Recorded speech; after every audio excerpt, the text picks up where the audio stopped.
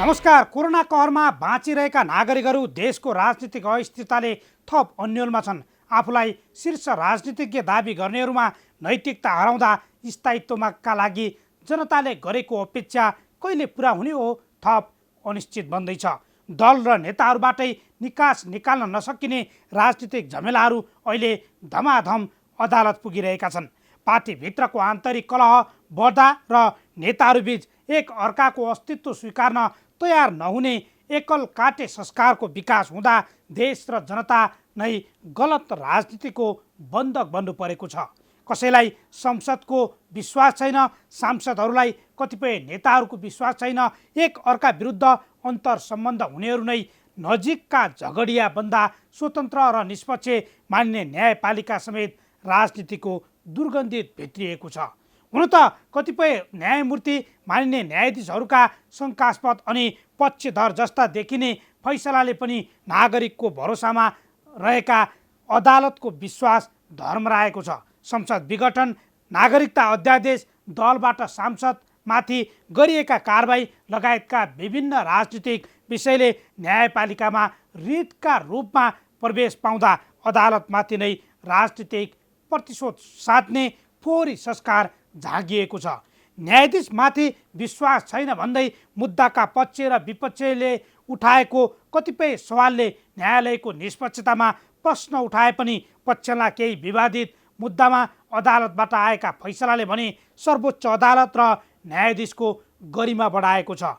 पार्टीमा बहुमत अल्पमतका नाममा एक अर्कामाथि कारबाही गर्ने गुटगत गतिविधिले तीव्रता पाउँदा एमाले अध्यक्ष केपी शर्मा ओलीद्वारा गठित नेकपा एमालेको 10औं राष्ट्रिय महाधिवेशन आयोजक कमिटी केन्द्रीय कमिटीको हैसियतमा नेताहरूमाथि प्रष्टीकरण सोध्ने, कारबाही गर्ने जस्ता काम गर्न नसक्ने ठहर गर्नु र पार्टी अनि नेताहरूमाथिको प्रतिशोध साध्न सिङ्गो संसदको हत्या गरेर अध्यादेशबाटै राज्य चलाउन कदममाथि लगाम लगाउने पक्षलाई फैसलाले व्यवस्थापिका कार्यपालिका र न्यायपालिकाको शक्ति सन्तुलन खलबलिँदै गरेको अवस्थालाई ट्र्याकमा ल्याएको छ।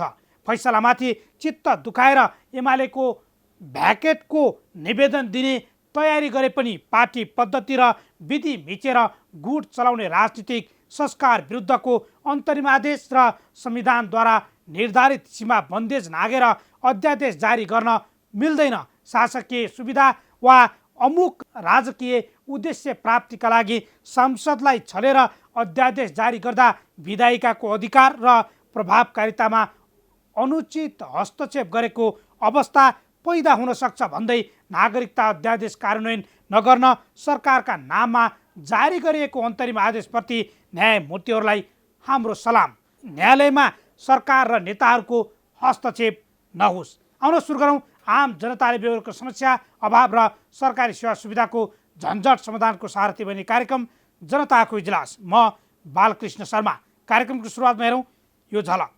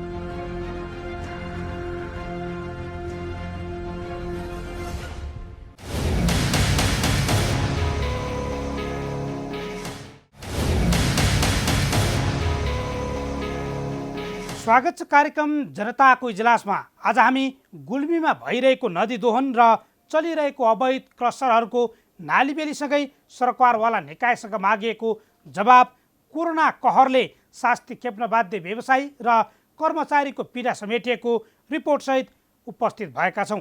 तपाईसँग पनि कुनै समस्या र गुनासो छन् भने हामीलाई पठाउन सक्नुहुनेछ। तपाईहरुका समस्या र गुनासोलाई हामी कार्यक्रममा उच्च प्राथमिकता दिनेछौँ। अब आजको पहिलो विषय, कोरोना कहरमा जनता घरभित्र थुनिँदा केही व्यवसायी भने यसलाई मौकामा चौका हानिरहेका छन्। देशका विभिन्न स्थानमा यति बेला पनि नदी दोहन तथा क्रसर र खानी चलिरहेका छन्। दर्ता बिना नै उनीहरूले मापदण्ड विपरीत नदीजन्य पदार्थ निकाल्ने काम गरिरहेका छन्। आज हामी गुल्मीको समस्या देखाउँदैछौँ। यो कोरोना कहरमा पनि गुल्मीमा नदी दोहन रोकिएको छैन। स्थानीय सरकार र जिल्ला प्रशासन कार्यालय निरीह बनिदिँदा व्यवसायीको मनोमानी झनै बढ्दो छ। कसरी सञ्चालित छन् त क्रसर अनि कसरी भइरहेको छ नदी दोहन, हेरौँ गुल्मीबाट सहकर्मी डिबी खड्काले पठाएको यो रिपोर्ट।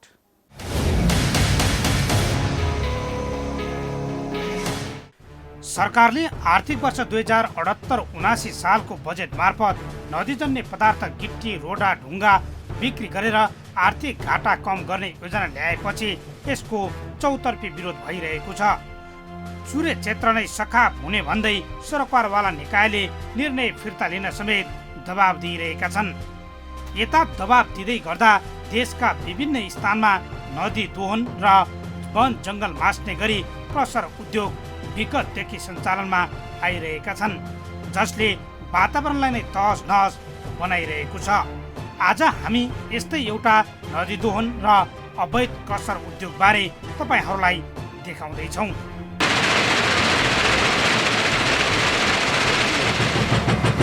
म त हाल्दिनँ आज यार।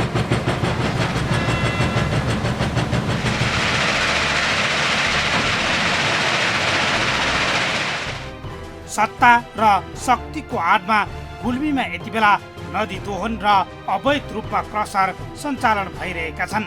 जिल्लाको इस्मा गाउँपालिका र धुर्कोट गाउँपालिकामा रहेको छल्दी खोलामा दिनरात ठुला ठुला एक्सकाभेटर प्रयोग गरी गिट्टी बालुवा उत्खनन हुँदा समेत 2 स्थानीय तह निधाएर बसेका छन् भने जिल्ला प्रशासन कार्यालय गुल्मीले कानमा तेल हालेर बसेको छ। पर्यावरणीय सन्तुलन र देशको राजस्वसँग जोडिएको गहन विषयमा स्थानीय सरकार र प्रशासन मुख दर्शक भन्दा यहाँका सयौं किसानको सयौं रोपनी जग्गा धरापमा परेको छ। किसानहरूको बारम्बारको गुनासोपछि सुरुमा हामी नदी दोहन भएको क्षेत्रमा पुग्यौं। यो क्षेत्रमा हेरौँ जहाँ नदीको स्वरूप नै बिग्रिएको छ। अझ किसानकै खेतबारी समेत व्यवसायकै कारण जोखिमपूर्ण बनेको छ। नदीबाट गिट्टी बालुवा उत्खनन नगर्नु भन्दा निर्माण व्यवसायीले धम्की दिने गरेको स्थानीयले बताएका छन्। देखि गरिरहेको यो बैकुण्ठा चन्दको हो, उहाँको खेत अहिले हामीले गरिरहेका छौँ र यहाँ चाहिँ कतिपय ठेकेदारले के भन्नुहुन्छ भन्दा यो जग्गा 13 हो र भन्नुहुन्छ कि मैले यहाँ नखोल्नुहोस् भन्दा के भन्नुहुन्छ भने यो जग्गा 13 हो र भन्नुहुन्छ कि मेरो नाममा लिखित छ, मेरो लाल पूर्जामा छैन, तर पनि मैले गरिरहेको जग्गा भनेपछि मलाई माया लाग्छ। त्यो भन्दाखेरि के हुन्छ, पहिला लाल पूर्जा लिएर आइज अनि त्यसपछि बल्ल भन्नुहुन्छ कि त्यस भन्दाखेरि मैले के भने त्यो तपाईँको समस्या के भन्नुहुन्छ भन्दाखेरि मैले त्यस्तो सोद्धाखेरि के भन्नुहुन्छ भन्दाखेरि हामीले पालिकाबाट लिखित गरेर लिएका छौँ होइन, जेसिबी लाउन मिल्छ, स्केपर लाउन मिल्छ भन्नुहुन्छ कि। अनि हामीले जो अहिले यो खेतको हालत हेर्दाखेरि अहिले कुलाको बाँध छैन। हेर्नुहोस्, पहिलो कुरो कुलाको बाँध छैन। हामीले कुलाको बाँध बनाउनलाई यही जेसिबी लगाएर होइन, यहाँ त मिटर चालु गर्छ, मिटर चालु गरेको 3-4 हजार लिन्छ होइन। त्यसपछि अर्को कुरो के रह्यो भन्दाखेरि पहिलो कुरो त मान्छेबाट पुल थिएन, पुल बन्यो, मान्छेको लागि भयो। दोस्रो कुरो यो खाल्टाहरू खनिरहेको छ, खाल्टाको लागि मान्छेले गोरु लानको लागि खाल्टाको गोरु गर्छन्। दोस्रो कुरो अब यति गर्नु चाहिँ खोलो तल भाँसिएको छ, खुलो छैन, अनि मान्छे त्यतिकै दुविधामा खेतमा जानु पानी लाउन अलिक असर पर्यो। यो चाहिँ प्रेसर हाल्दाखेरि भुजार हाल्दाखेरि त्यसो गर्दाखेरि अब भोलि आएन पालिकाले हेर्ने हो कि त्यो कुलो कि हामीले बनाउनु पर्ने हो कि के खाएर ज्यान पाल्ने हो। अनि पानी जान्न खेतमा, पानी बल्ल एक दिन अनि जान्छ, त्यहाँबाट फेरि त्यहाँ बनाउँछ। यो खोलो धोसिए बस्दा पोहोर त जान्थ्यो नि, पोहोर पर जान्थ्यो होइन। जान्छ अहिले पनि जान्छ अलिकति, अब बेसरी गएर जान्छ। अब बर्खा अलिक खोलो बढेर आउँदा यदि धोसिएको त जाने कुरा हरायो। अब खास समस्या भने हाम्रो यहाँ विद्यालयलाई समस्या छ। पढाइ टाइममा यहाँ मेसिन चलेपछि सुन्न पाउनु यस्तो ठुलो कुरो, कहीँ फोन आयो फोनमा सुन्न पाइन्न। दूसरा कुरो खेतमा हाम्रो पानी सुकिसकेको बासिएर खोलो कुरो, यही समस्या। यहाँबाट हट्ने हटे पनि ठिक हुन्थ्यो। हाम्रो यो क्रेसर मेसिनले यहाँको स्थानीय स्तरको बासिन्दाहरूलाई धेरै प्रभाव पारेको हुँदा अनि यहाँ आएका इमर्जेन्सी टेलिफोन तथा यहाँका विद्यार्थीहरूलाई होमवर्क र पठन पाठन सम्बन्धी एक्टिभ हुन र पठन पाठन सम्बन्धी नै केन्द्रित पार्न नदिने र अनि यहाँको स्थानीय स्तरको बासिन्दालाई धेरै अनि डिस्टर्ब र यहाँको अनि पब्लिकलाई एउटा जीर्ण समस्याको रूपमा देखा परेको हुँदा यहाँको यो क्रेसर मेसिन जसरी हुन्छ अनि यहाँबाट छिटो छरितो रूपमा हटाउनको लागि म अनि रामचन्द्र थापाबाट सानो कल गर्दैछु। यो कलसर चाहिँ नि हटाउनु पर्यो। हाम्रो बोल्ने उपाय भएन कि यो मान्छे भइदिएन कि यहाँको भलान्नेले एउटा कुरो केही सुन्दैन कि र हामीलाई यसले जतिबित्ति डिस्टर्ब गरायो। निर्माण व्यवसायीहरूले यति बेला सयौं रोपनी जग्गा अस्त व्यस्त बनाइदिएर उनीहरूको पेटमा लात हानिरहेका छन्। प्रकृतिको ख्याल नगरी पैसाको लागि नदी दोहन गर्दा समेत स्थानीय सरकार भने चुपचाप छन्। नदी दोहनले वातावरणलाई तत्काल तथा दीर्घकालमा ठुलो प्रभाव पार्ने देखिँदा समेत सरकारवाला निकायको ध्यानै गएको छैन।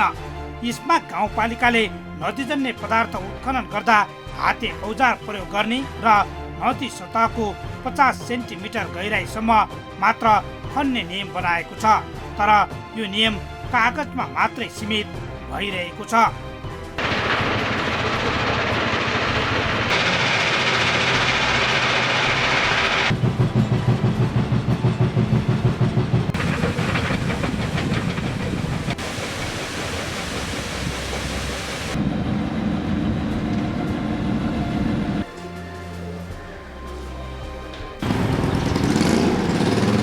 अझ परिस्थिति हेरेर सानो जेबिसीले खन्न सकिने व्यवस्था गरिएको नियम भएको व्यवसायी दाबी गर्छन्। तर यहाँ त मापदण्ड भन्दा बाहिर गएर ठुला मेसिन खोलामा राखेर कसले छिटो यहाँको गिट्टी बालुवा लैजाने भन्ने प्रतिस्पर्धा नै चलिरहेको हुन्छ। यसपछि हामी सोही क्षेत्रमा सञ्चालित अवैध क्रसर उद्योगमा पुग्यौं। शक्ति र सत्ता आफ्नो हातमा भएपछि जे गरे पनि ऐन नियम कानुन लाग्दैन भन्ने कुराको गतिलो उदाहरण गुल्मीमा देखिएको छ। 1-2 दिन होइन, विगत 5-6 वर्षदेखि गुल्मीमा अवैध रूपमा क्रसर उद्योगका सञ्चालकहरूले शक्ति र दम्बमा काम गर्दै आएका छन्। गुल्मीमा नियमन गर्ने कुनै निकाय नै छैन भन्दा पनि फरक पर्दैन। हो, विगत 4-5 वर्षदेखि गुल्मीमा गिट्टी बालुवामा ठेकेदारहरूकै राज चलिरहेको छ। विगत 6 वर्षदेखि गुल्मीमा मापदण्ड विपरीत अवैध रूपमा राजस्व छल्दै 4वटा क्रसर उद्योग चलिरहेका छन्। यसै वर्ष फेरि 2वटा क्रसर थपिएका छन्। जिल्लाको रुरु क्षेत्र गाउँपालिका 1 मा 2072 कार्तिक 1 गतेदेखि राजेश्वरी कन्स्ट्रक्सन प्रणाली क्रसर उद्योग अवैध रूपमा सञ्चालन भइरहेको छ। त्यस्तै जिल्लाको इस्मा गाउँपालिका 2 मा 2072 देखि कालिका जेबी क्रसर उद्योग सञ्चालनमा रहेको छ। चन्द्रकोट गाउँपालिका 7 बोटे गाउँमा 2076 भदौ 5 देखि गजुर मुख्य निर्माण कम्पनीले अवैध रूपमा क्रसर उद्योग चलाएर पकड जमाउँदा सत्यौती गाउँपालिका 6 मा करिब 3 वर्ष पहिले इलाइट कन्स्ट्रक्सन प्रणालीले पनि अवैध रूपमा काम गरिरहेको छ। यी अवैध क्रसरलाई कानुनी दायरामा ल्याउन नसक्दा अहिले फेरि जिल्लाको छल्दी खोलामा 2वटा अवैध क्रसर सञ्चालनमा आएका छन्। देशको राजस्व र पर्यावरणीय सन्तुलनसँग जोडिएको यति गम्भीर विषयमा किन प्रशासन मौन छ त भन्ने प्रश्न उब्जिएको छ। गुल्मीमा चलेका यी क्रसर उद्योगले कुनै पनि मापदण्ड पूरा गरेका छैनन्। कुनै बस्ती तथा शिक्षण संस्था भन्दा 2 किलोमिटर टाढा हुनुपर्ने र नदी भन्दा 500 मिटर टाढाको दूरीमा हुनुपर्छ। तर कुनै पनि मापदण्ड पूरा नगरी सिङ्गो बस्ती र शिक्षण संस्थालाई प्रभाव पार्दै यी उद्योगले काम गरिरहेका छन्। नदी तथा क्रसरमा हाम्रो निगरानी पछि सरकारवाला निकाय किन मौन छन् त? यही प्रश्न हामीले विभिन्न निकायलाई सोधेका छौँ, तर चित्त बुझ्दो जवाब कसैबाट पनि आएन। नदी दोहन रोक्न र क्रसर उद्योगलाई मापदण्डमा ल्याउन आफूलाई कसैले सहयोग नगरेको इस्मा गाउँपालिकाका उपाध्यक्ष विमला खत्रीको गुनासो छ। म एउटा उपाध्यक्ष भइरहँदा इस्मा गाउँपालिकाको एउटा अनुगमन समितिको संयोजक पनि हो र मैले यो देख्दा म आफूलाई मुखदर्शक बनेर हेरेर बसिरहन सकेन।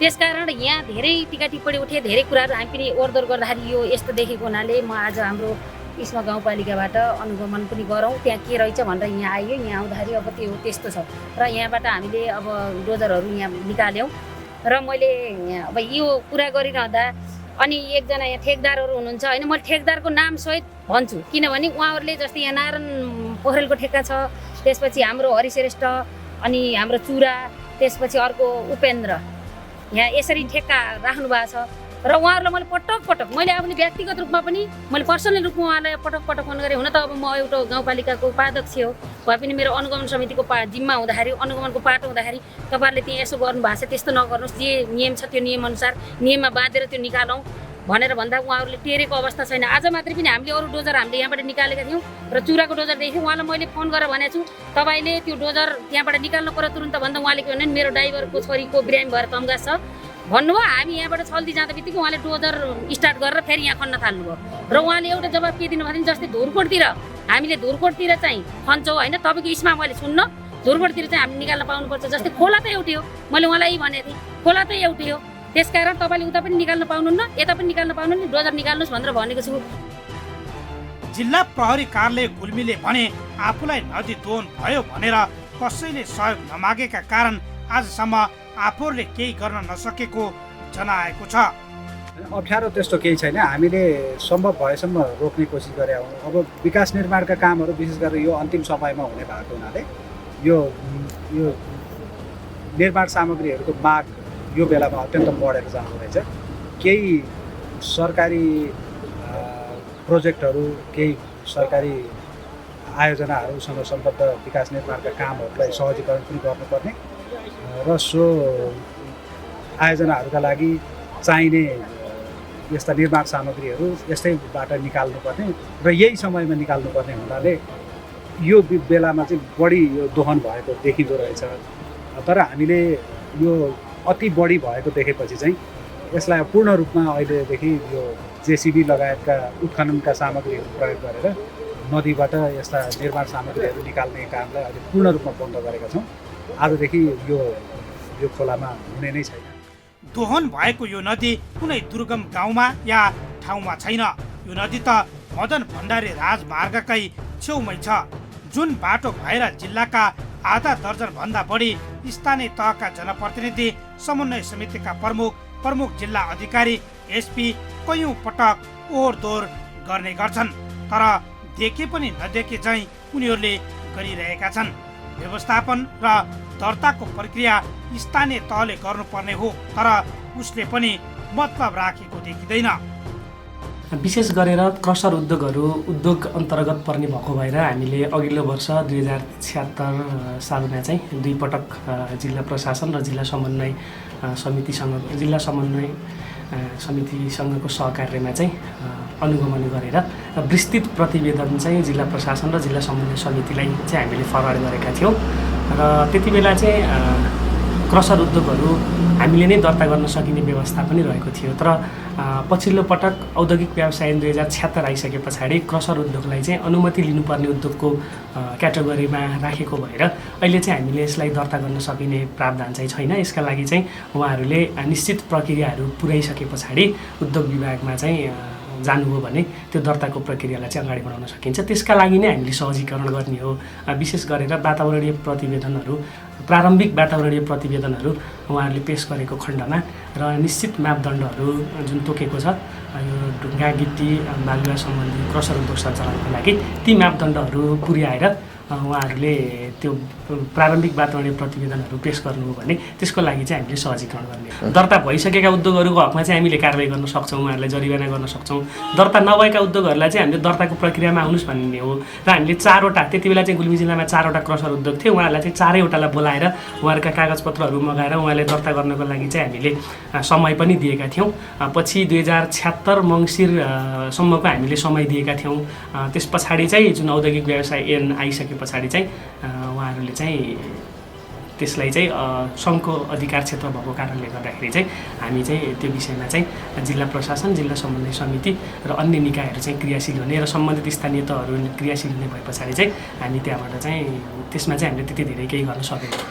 त्यस्तै अधिकार प्राप्त व्यक्ति समन्वय प्रमुख लक्ष्मण पराजुली र प्रमुख जिल्ला अधिकारी रुद्रादेवी शर्मा जिल्ला बाहिर रहेको जानकारी गराउँदै नियम विपरीत जानेलाई कारबाही गर्ने बताएका छन्। तर उनीहरूले बन्द गराउँछन् भनेर 1% विश्वास गर्ने ठाउँ छैन, किनकि यहाँ धेरै सिडियो फेरिए तर क्रसर बन्द र नदी दोहन नियन्त्रण गराउन कसैले पहल गरेनन्।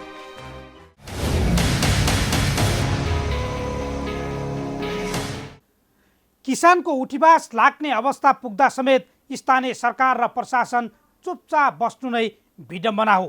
दर्ता बिनै, नवीकरण बिनै नदी दोहन गर्ने र क्रसर खानी सञ्चालन गर्ने व्यवसायीले कहिलेसम्म पैसा र शक्तिका भरमा उन्मुक्ति पाउने प्रश्न गम्भीर छ। किसानको खेतबारी नै सखा पार्ने गरी भइरहेको काम तत्काल बन्द गरियोस्। नियमन कानुन मिच्दै गरिने कामलाई प्रशासनले दण्डित गरोस्। बस हामी सबैको चाहना यति। अब एकैछिन विश्रामपछि कोरोना कहरले शास्ति खेप्न बाध्य व्यवसायी र कर्मचारीको पीडा समेटिएको रिपोर्टसहित उपस्थित हुनेछौँ। हामी सँगै रहनुहोला।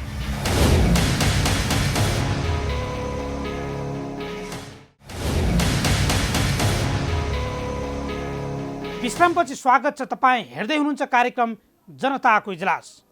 गत वर्षको चैतदेखि सुरु भएको कोरोना महामारी रोकथामको बन्दाबन्दी र विगत 1 महिनादेखिको निषेधाज्ञाको मार यति बेला सिङ्गो देशले झेलिरहेको छ।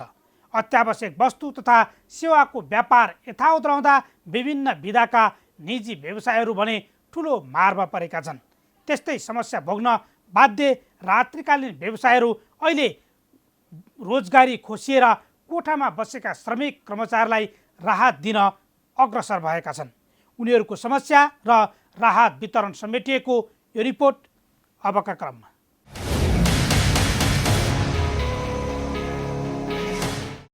गत वर्षको चैतदेखि सुरु भएको कोरोना महामारी रोकथामको बन्दाबन्दी र विगत 1 महिनादेखिको निषेधाज्ञाको मार यति बेला सिङ्गो देशले झेलिरहेको छ।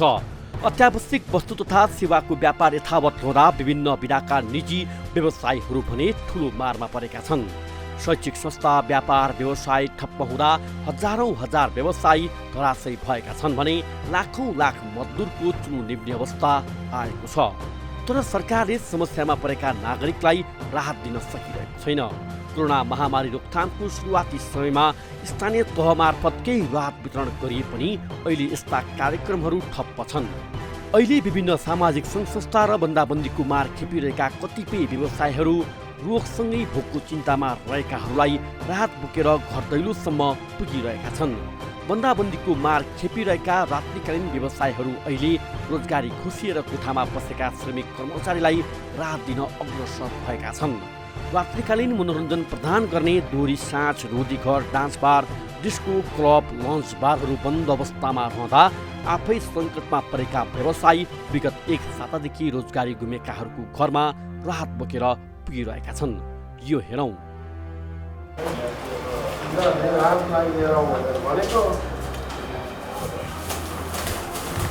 खर्च अलिअलि मिलाएर दिनुपर्ने के हो?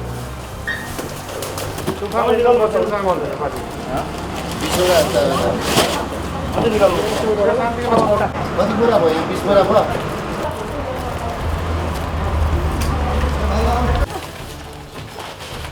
बोलाउनु यो पुरो यहाँ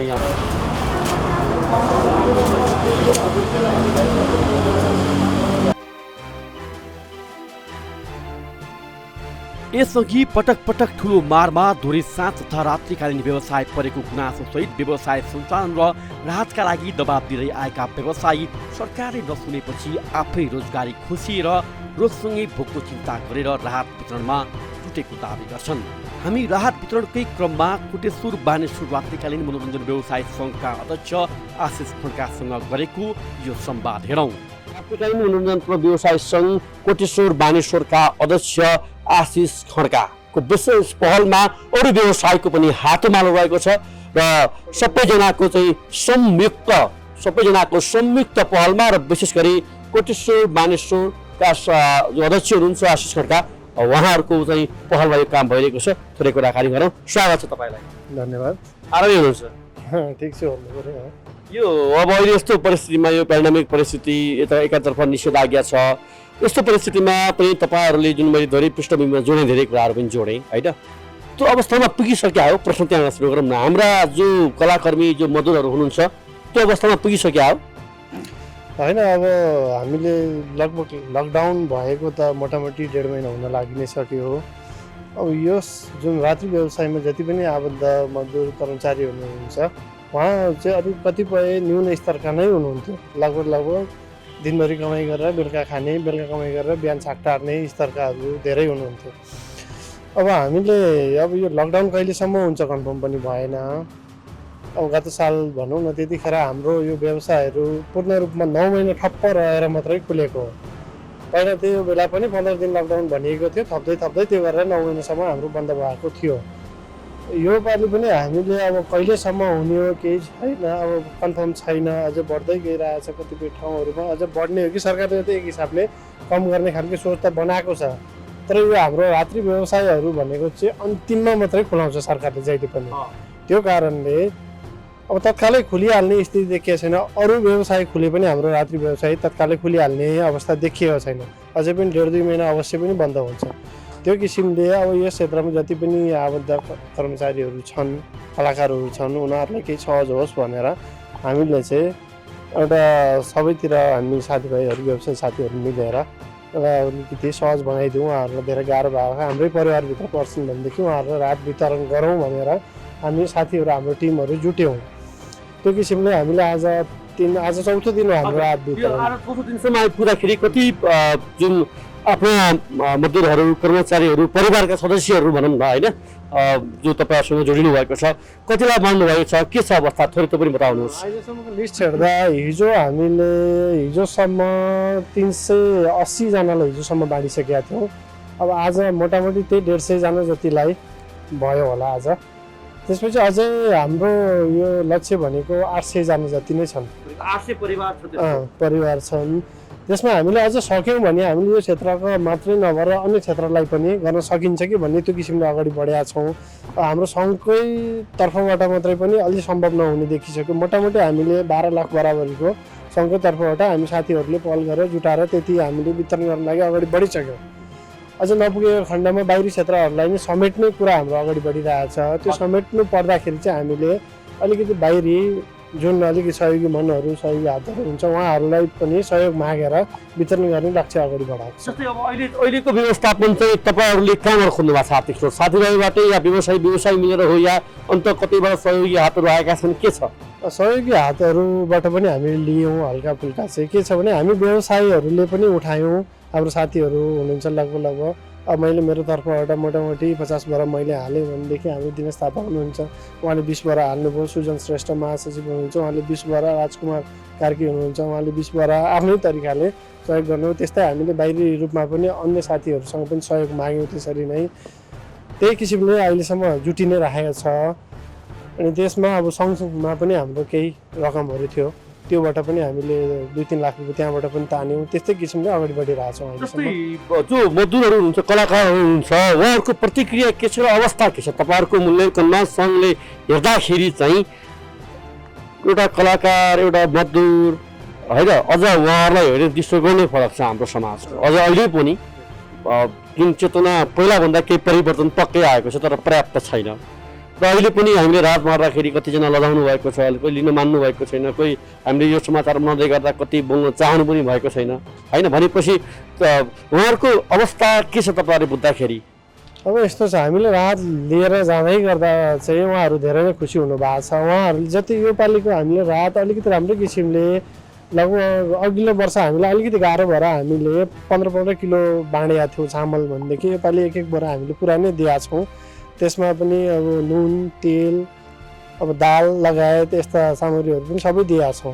त्यो किसिमले हामीले एउटा परिवारलाई केही नभए पनि 1 महिनासम्म चाहिँ पुग्ने नै वितरण गरेका छौँ हामी। अन्त्यमा सरकारलाई के भन्न चाहनुहुन्छ? सरकारसँग तपाईँको माग के छ? अब गतिबाट निषेधाज्ञा केही खुकुलो हुन्छ हो, तत्काल खोल्न सक्ने अवस्था पक्कै छैन, तर अब व्यवस्थापनको कुरा, मागको कुरा, यी मजदुरहरूको रोजीरोटीको कुराहरू जोडिएको छ, रोजगारीको कुरा जोडिएको छ, के छ अपिल सरकारसँग? हाम्रो चाहिँ के छ भनेदेखि यो लकडाउन छ, अहिले लकडाउन खुलिसकेपछि अरू व्यवसाय सँगसँगै हाम्रो व्यवसाय पनि खुल्नु पर्यो।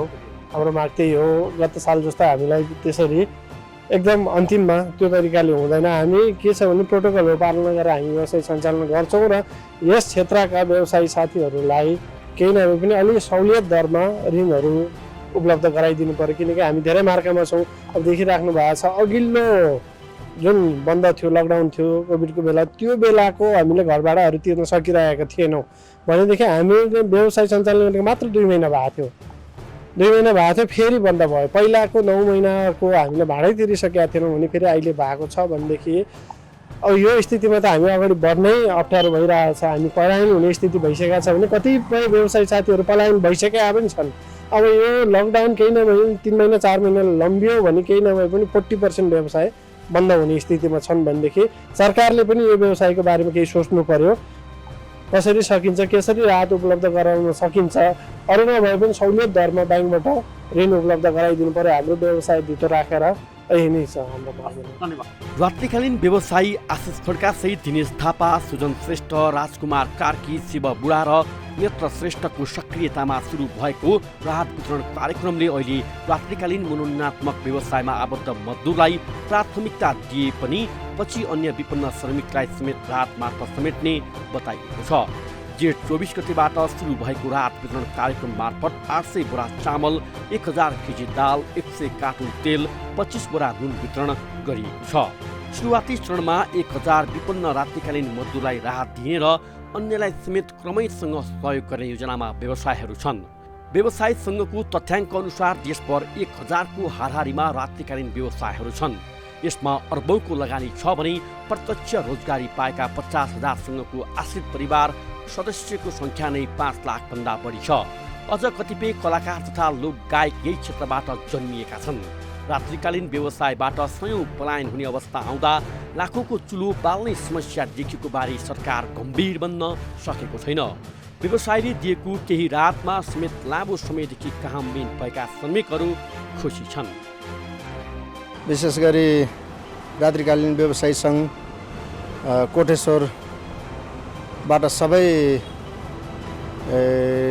सङ्घ संस्थाहरू, कोटेश्वरको दोहोरीहरू सबै मिलेर पहिलाको लकडाउनमा पनि अप्ठ्यारोमा परेकाहरूलाई खोजी पनि राहतको व्यवस्थापन घर घरमै गरेर गरिरहनु भएको थियो।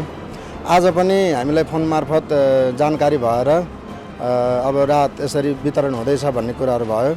त्यसैले हामी सबैजना भेला भएका छौँ। म चाहिँ देउराली रोधी घरमा आबद्ध छु। अहिले काम चाहिँ यो कोटेश्वरमै देउराली रोधी घर छ।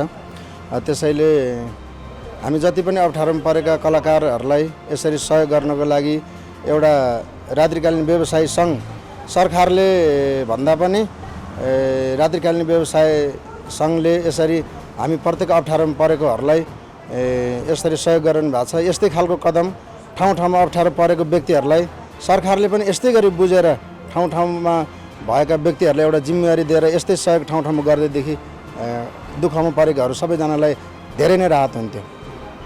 जब लामो समय निषेधाज्ञा रहने व्यवस्था छ, तपाईँहरूको व्यवसाय गत वर्ष पनि गत सालको निषेधाज्ञामा पनि लामो समयसम्म खुल्यो, अर्थात् अन्त्यमा खुल्ने व्यवसायमा पर्यो होइन, र अहिले पनि लगभग त्यस्तै हुने अवस्था छ। अर्थात् तपाईँहरू जो यो व्यवसायमा आबद्ध हुनुहुन्छ तपाईँहरूलाई थप गाह्रो हुने अवस्था छ।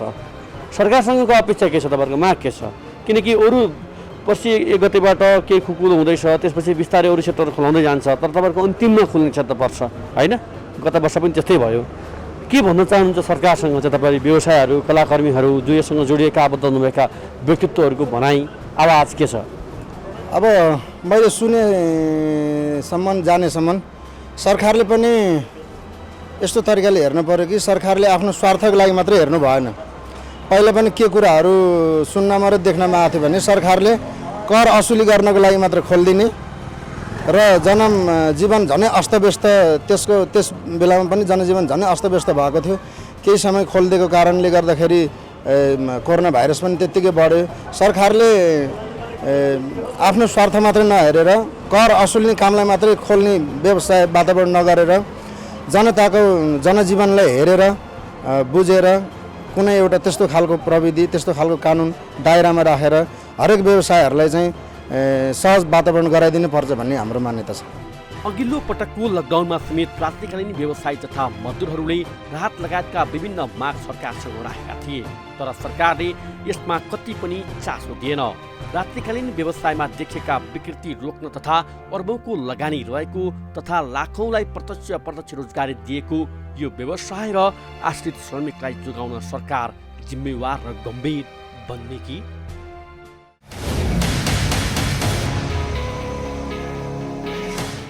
पक्कै पनि आफू समस्यामा पर्दा पनि कर्मचारी तथा अन्य व्यक्ति समस्यामा परेकी भन्दै सहयोग गर्ने कार्य सराहनीय नै छ।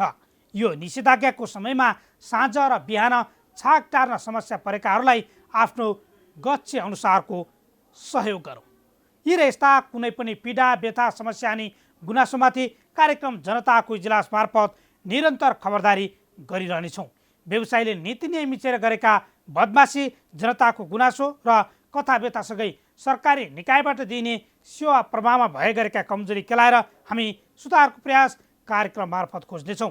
तपाईँ हामीलाई आफूले बेहोरेका समस्या र गुनासो स्क्रिनमा देखाइएको टेलिफोन नम्बर र इमेल ठेगानामा पठाएर समस्या समाधानको साझा आवाज बन्न सक्नुहुनेछ। हौस् त आजका लागि जनताको इजलास यति नै। फरक विषयवस्तु र तपाईँहरूकै गुनासोसहित अर्को कार्यक्रममा पुनः उपस्थित हुनेछौँ। प्राइम टाइम्स टेलिभिजन हेर्दै रहनुहोला।